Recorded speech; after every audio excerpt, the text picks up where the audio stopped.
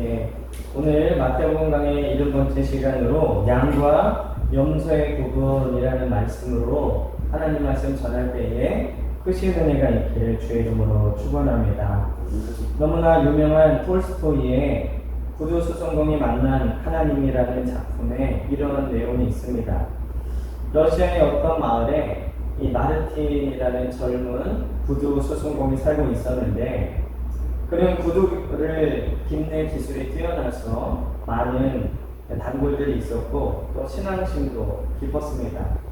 성탄절이 다가올 오늘 저녁 식사 후에 이 마르틴은 말씀을 읽고 기도를 하고 있었습니다. 바로 그때 어디선가 목소리가 들려왔죠. 그리고 그 마르틴을 부르는 그 목소리에 그는 누구시냐고 물어봤습니다.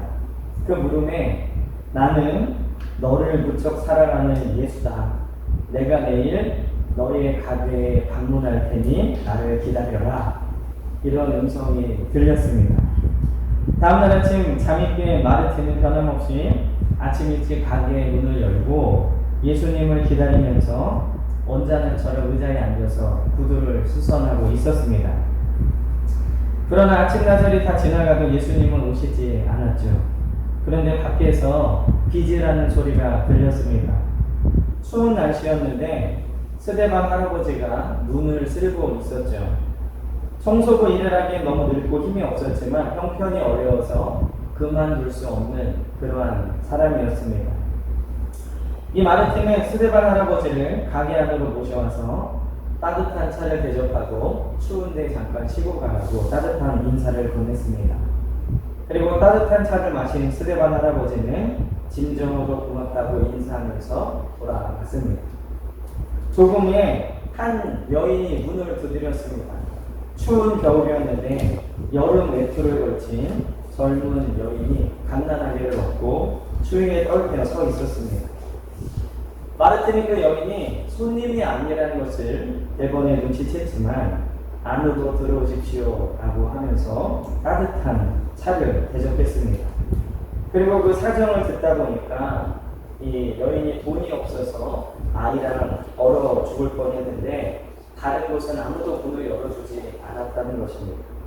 그래서 그에게 따뜻한 스프와 빵을 대접하고 이제 길을 떠나는 여인에게 두꺼운 외투를 입혀주고 약간의 돈도 쥐어주었습니다.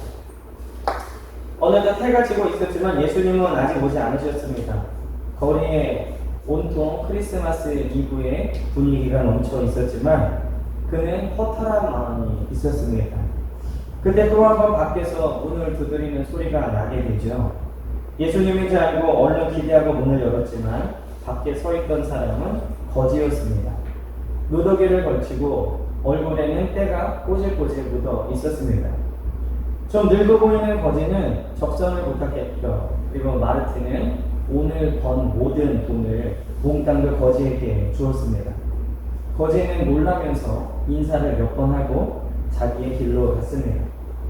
그리고 마르틴은 예수님이 오시지 않는가 생각하고 가게 문을 닫고 방으로 들어와서 다시 말씀을 읽고 기도를 했습니다. 바로 그때 어제 그 목소리가 들리기 시작한 겁니다. 마르틴, 마르틴. 그리고 마르틴이 대답했습니다. 누구십니까? 마르틴, 나다. 내가 어제 말했던 예수다. 라고 말씀하시면서 이 말과 함께 아침나절에 차를 대접했던 스데반 할아버지의 모습으로 나타났다 사라졌습니다. 그리고 먹을 것과 옷을 주어 보낸 아기 입은 여인의 모습으로, 그리고 이 적성을 베풀었던 거지의 모습으로 연이어 나타났다가 사라졌습니다. 가난한 작은 이웃 한 사람을 대접한 곳이 곧 나를 대접하는 것이다. 그 목소리가 말했습니다. 그때야 마르틴이 깨달았죠. 오늘 하루 그는 하루 종일 예수님을 만나고 있었던 것입니다. 오늘 이 이야기를 쓴 톨스토이는 우리가 오늘 본 본문을 토대로 이야기를 썼습니다. 오늘 40절에 보면 지극히 작은 자에게 한 것이 나에게 한 것이다. 이 마태복음 25장은 천국에 들어갈 사람들에 대한 세 가지 비유이죠. 첫 번째가 우리 지지난주에 봤던 기름을 준비해야 되는 슬기로운 다소처녀처럼 돼야 된다. 그리고 둘째는 재능을 주신 그 재능을 주를 위해 써야 되는데 그 결산하는 날에 게으른 자는 들어가지 못한다. 그리고 오늘 세 번째 비유로 양과 염소를 통해서 양은 천국에 들어가고 염소는 그렇지 못하다라는 말씀입니다. 그렇다면 오늘 말씀을 통해서 우리가 받을 은혜는 무엇이냐? 첫째는 주님은 양과 염소를 구분하셨다는 겁니다. 오늘 32절에 보면요, 모든 민족을 그 앞에 모으고 각각 구분하기를 목자가 양과 염소를 구분하는 것 같이 하여 마지막 때에 이렇게 구분을 하신다는 것이죠. 위에서 언급한 바와 같이 마태복음 25장은 예수님이 재림하실 때 그를 영접한 사람과 버림받은 사람에 대한 경종으로 세 가지 비유적인 교훈을 들려주신 것입니다. 오늘 그 세 번째 비유인 양과 염소의 구별은 인류의 최종적인 심판의 모습을 양과 염소로 구분하여 비유적으로 들려주신 것이죠. 그런데 이 양과 염소의 구분은 처음부터 구분되어 있지 않았다는 겁니다. 마지막 때가 돼서야 비로소 서로 구분이 됐다는 것이죠. 여기서 우리는 최후의 심판을 예수님의 재림 후에 있을 사건이라는 것을 알 수 있습니다. 재림의 징조들이 나타난 후에 우리 마태복음 24장에서 계속 봤죠. 재림의 징조들에 대해서. 그리고 주님은 그의 천사들과 함께 오셔서 영광스러운 보좌에 앉으시고 세상을 심판하실 것입니다. 그때의 심판은 인류 보편적인 심판이 될 것입니다. 모든 민족이 그리스도의 법정에 출두하게 될 것입니다. 이전에 살았던 사람이나 혹은 재림 때까지 살아있던 사람들, 가난했던 사람이나 부유했던 사람들, 권세자나 그렇지 않은 사람, 모든 사람들이 주님의 법정에 서야 됩니다. 이 말은 그리스도께서 재림하시기 전까지는 양과 염소가 같이 있었다는 얘기입니다. 양과 염소가 같이 예배를 드리고 같이 교회 행사도 하고 같이 기도도 했다는 얘기죠. 우리는 사실 누가 양의 탈을 쓴 염소인지 아무도 모릅니다. 다만 우리가 믿는 것은 주님 오시는 그때에 양과 염소로 구분하는 것이 비로소 명확해진다는 것입니다. 그렇다면 양과 염소를 구분한다는 것은 무엇을 의미하느냐? 첫째는 양과 염소는 전혀 다른 종을 구분하는 것입니다. 오늘 32절에 아까 읽어드린 바와 같이 양과 염소를 구분한다. 양과 염소는 전혀 다른 종류의 동물이죠. 양은 순하고 주인의 인도함에 순종하는 동물로 잘 알려져 있습니다. 그러나 염소는 들이받기를 좋아하고 제멋대로인 동물이라고 흔히들 생각하죠. 주님이 오셔서 구분하는 것은 교인들과 세상을 구분하는 것뿐만 아니라 교인들 중에서 비록 교회 안에는 있었지만 세상 사람들이었던 그 사람들을 이 완전히 다른 종들을 구분하는 것. 우리가 깨어있지 못하면 그리고 양인 줄 알고 있다가 주님이 오실 때에 심판에 빠지게 되는 어리석음에 빠지면 안 되는 것입니다. 이것은 심판의 순간에 일어날 일이지만 심판 후에는 영원한 생명과 영원한 벌이라는 놀라운 차이를 가져오게 되는 것이죠. 저는 우리 사랑하는 베들교회 성도들은 모두 이 양과 같이 주님의 오른편에 서서 영원한 생명의 면류관을 받는 귀한 성도들이 되시기를 주의 이름으로 간절히 축원합니다.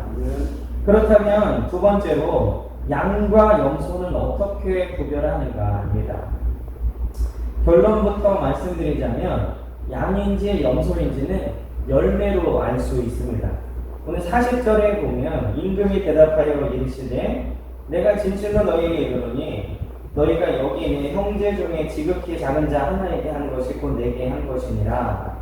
45절에 보면 이 임금이 대답하여 이르시되 내가 진실로 너희에게 이르노니 이 지극히 작은 자 하나에게 하지 아니한 것이 곧 내게 하지 아니한 것이니라 하시리니. 열매로 양인지 염소인지 알 수 있다는 것이죠. 그러나 우리가 여기서 주의해야 될 것은 임금이 오른편에 있는 자들에게 칭찬해 주신 그 행실 때문에 그들이 구원받은 것은 아닙니다. 절대로 사람은 자신의 행위로 말미암아 구원받을 수 없죠. 오직 의인은 믿음으로 말미암아 삽니다. 주인이 칭찬한 양들의 행동은 바로 그리스도인들의 믿음의 열매들입니다. 즉 믿음이 있기 때문에 행했던 일들에 대한 열매로 이 양과 염소가 나눠진다는 것이죠. 그리스도인들의 믿음의 열매는 반드시 선행으로 나타나게 되어 있습니다. 그리스도인들이 아무런 열매가 없는데 자기 스스로 구원받았다고 믿는 것은 진실한 믿음이 아닙니다. 그리스도를 마음에 영접한 사람은 그의 믿음에 의해서 생활에 하나님을 향한 열매를 반드시 맺게 되어 있습니다.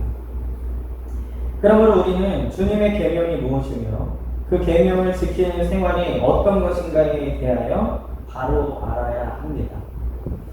우리는 그리스도를 영접했을 때 하나님의 사랑을 깨닫고 이 사랑이 언제나 우리의 마음을 지배하게 되어 있습니다.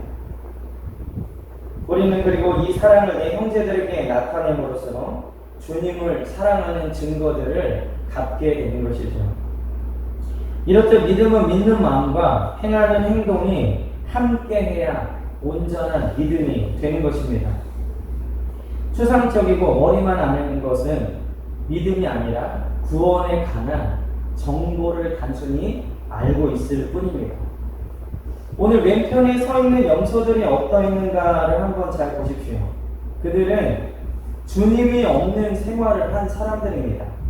교회에는 나왔지만 주님이 없는 생활.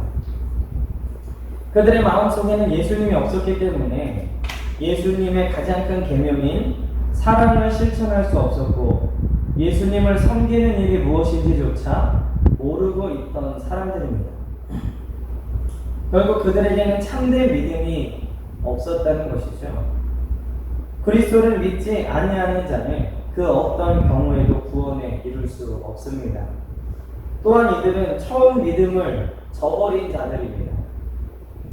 이들은 그리스도를 믿는다고는 했지만 믿음이 없는 생활을 한 것이죠. 복음은 들었지만 들은 그 복음과 믿음이 서로 화합하지 못한 것입니다. 이렇게 참된 믿음이 없는 자들은 그들의 믿음과 생활의 괴리가 나타나게 되어 있죠. 즉, 믿음 따로, 생활 따로가 되는 것입니다. 교회에서는 훌륭한 신앙인이고 세상에 나가서는 흉악한 범죄자가 될 수도 있는 것이죠. 이들의 모습은 반사회적이고 비상식적이고 사회와 이웃에 피해를 주는 사람들입니다. 믿음이라는 이유로 인간의 이성을 무시하고 특별히 특정한 집단이나 어떤 인종의 혐오를 느끼는 것이죠. 그래서 가장 잘못된 기독교 극우가 흑인들을 혐오하는 것, 이런 것으로 나타나는 것이죠. 그러면서 그것이 주를 사랑하는 방법이라고 자신들은 선택받은 사람이라고 착각하면서 사는 것입니다. 저는 최근에 이 코로나19 사태를 보면서 교회가 사회에 혐오의 대상이 되고 있는 것에 대해서 참으로 안타까움을 느끼고 있습니다. 어른들은 교회발 감염이라고 대서특필하죠. 무슨 발 감염? 이게 아니라 교회발 감염. 물론 교회에 코로나 감염자가 올 수 있습니다. 어느 교회든 그런 위험이 있죠, 이제는. 그리고 그 사람이 오면 감염될 수도 있습니다. 방역에 최선을 다하고 정부에서 요구하는 대로 마스크 쓰고 해도 코로나에 걸릴 수 있죠. 그러면 이웃과 지역을 위해 자가격리하고 검사 받으러 가고 교회가 지역을 위해 모범을 보여야 합니다. 그런데 지금 어떤 교회에서 뭐라고 얘기하고 있죠? 북한이 바이러스 테러를 저질렀다. 근데 이 생물학전은 조금 아는 사람들도 다 아시겠지만 바이러스로는 할 수 없습니다. 왜냐하면 바이러스는 공기 중에 나오면 죽기 때문이죠. 보통 생물학저는 세균으로 하는 거예요. 세균. 바이러스로 테러할 수 있는 무기가 만들 수 없어요. 바이러스의 특성상. 그리고 특정 교인들이 보건소에 가면 무조건 양성을 받는다. 그러므로 방역 독재가 군사 독재보다 더 무서운 독재가 시작되었다. 이렇게 말하는 것은 이 정치적인 성향을 떠나서 너무한 것 아닙니까? 교회가 세상에 빛이 되어야 되는 그러한 사람들이 그들은 도대체 어떤 하나님을 믿길래 이러한 행태를 병원에서 탈출하고 알고 봤더니 그 교회 전도사라고 그러더라고요. 파주병원에서 탈출해서 신촌의 카페에서 잡힌 사람입니다. 정말 하나님께서 한국교회를 지금 어떻게 보고 계실까? 예수님이라면 어떻게 하셨을까? 지금의 현실이 저는 너무너무 아픕니다. 기도하면서 가슴을 치면서 기도를 했습니다. 한국교회의 모습. 왜 한국교회의 성도들은 세상 사람들이 볼 때 비이성적인 사람들처럼 보이게 할까? 지금 현실이 너무너무 아픕니다. 예배를 온라인으로 드리는 것보다 한국교회가 사회에 혐오시설이 되어가는 것이 다른 어떤 것보다 아픕니다. 우리에게 가장 큰 계명은 하나님 사랑, 이웃 사랑이라는 것을 절대 잊어서는 안 됩니다. 어떤 집단을 저주하고 혐오하는 것은 이미 교회가 아닙니다. 교회 간판을 걸었어도 절대로 그것은 주님의 교회가 아닙니다. 주님은 원수를 사랑하라고 가르치셨지 저주하고 혐오하라고 가르치신 적이 한 번도 없습니다. 잘못된 신앙과 열심히 만나게 되면 광신이 되는 것입니다. 광신은 많은 영혼들을 사탄에게 뺏긴 역사들이 있다는 것을 기억해야 합니다. 오늘 우리가 맺고 있는 열매는 무엇인가? 주님을 사랑하고 그 사랑에 근거한 열매들인지 잘 점검해야 합니다.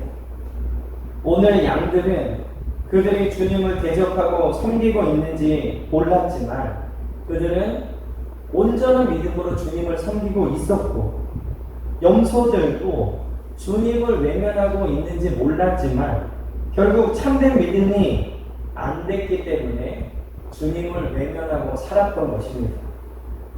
나도 모르는 사이에 우리는 주님을 따르는 자의 삶을 살고 있는 것이고, 나도 모르는 사이에 우리는 염소의 삶을 살고 있는 것이죠. 오늘 44절 말씀을 잘 기억해야 됩니다. 주여, 우리가 어느 때에 주께서 줄이신 것이나 목마르신 것이나 나그네 되신 것이나 헐벗으신 것이나 병드신 것이나 목에 갇히신 것을 보고 공양하지 아니하더이까. 자신들은 몰랐던 거예요. 염소였던 걸 몰랐던 거죠. 열심히 믿었다고 생각했는데, 열심히 교회 구성원으로 살았다고 생각했는데 주님께서 나를 돌보지 않았다. 나와 함께 하지 않았다. 너희의 믿음은 죽은 믿음이다. 거짓 믿음이었다. 라고 말씀하셨다는 것이죠.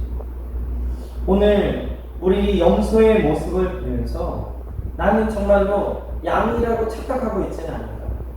나에게 나타나는 열매들이 과연 하나님 사랑, 이웃 사랑에 근거한 주의 계명에 의해서 나타나는 열매인가를 돌아보시기를 주의 이름으로 축원합니다.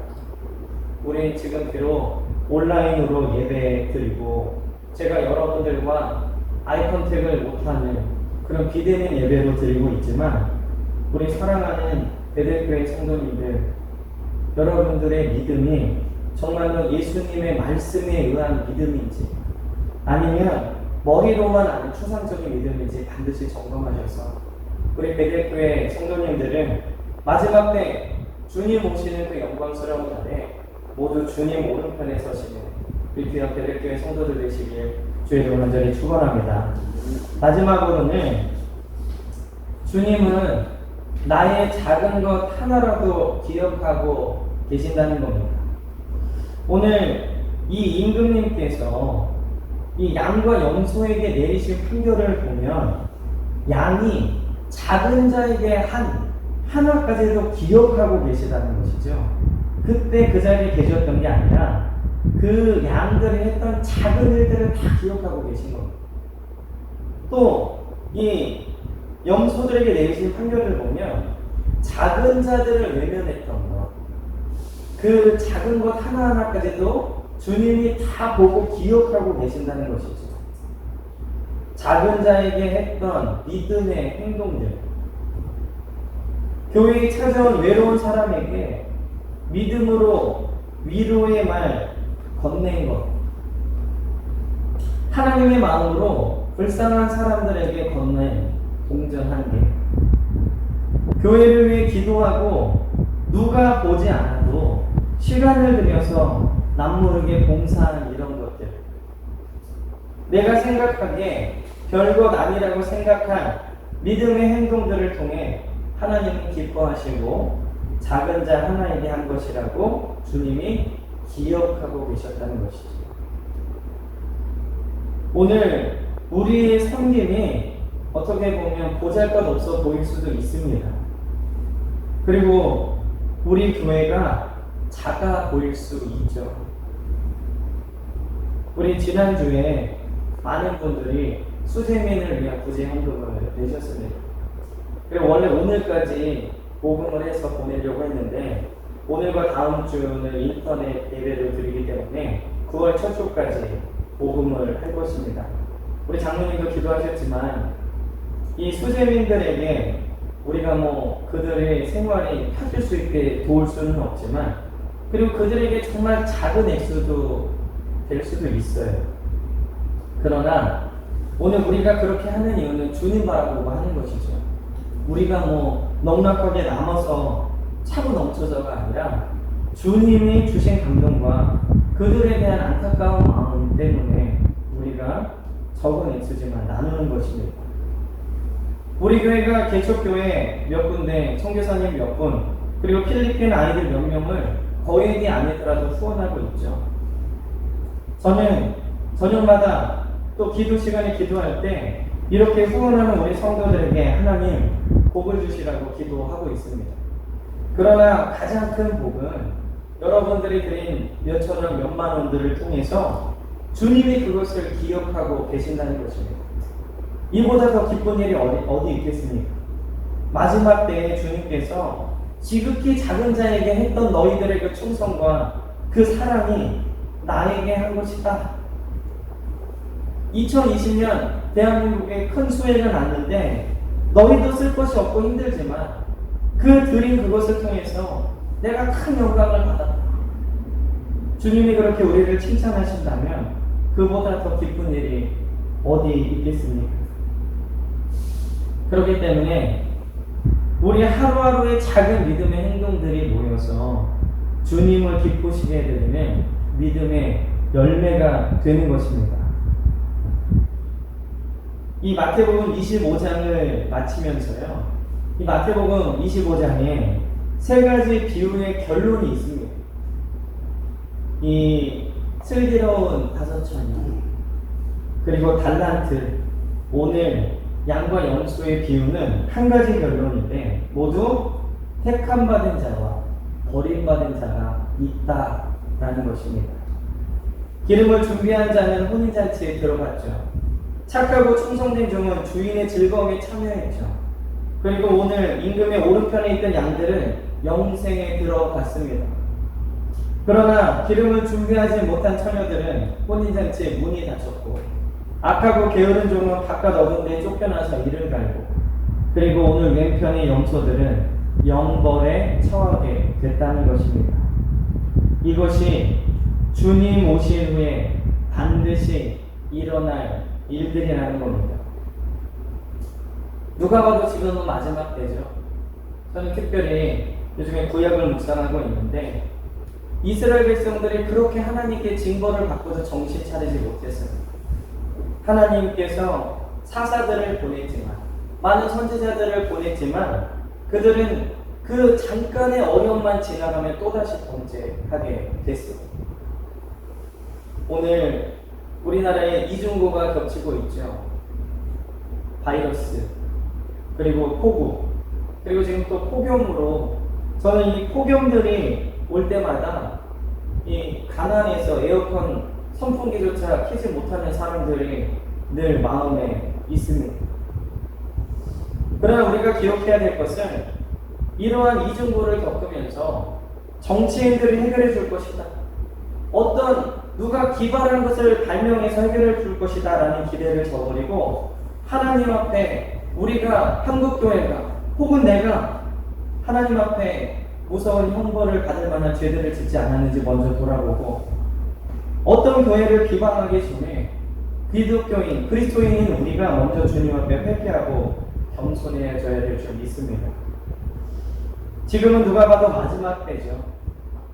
이것이 백신만 개발되면 된다. 그리고 수재민들에게 도움만 주면 된다가 아니라 우리는 이때 더욱 우리의 믿음을 점검해야 될 줄 믿습니다.